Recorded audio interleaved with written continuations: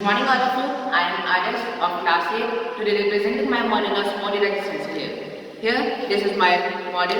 Here I have used MQ2 sensor here, a LED bulb together with a buzzer. With the help of this model, we can easily sense the smoke much before the fire is going to arise. As we know that there is so much forest fire or the fire that cause the major damage in our surroundings, which cause disaster too. With the help of this model, we can easily tell that the fire is going to be arise. If I show the working of this model, if I just burn the paper and show it,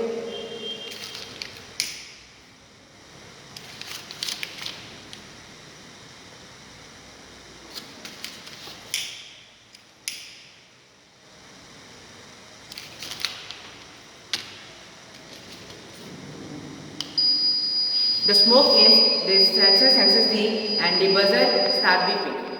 This shows the fire is going to arise. Thank you.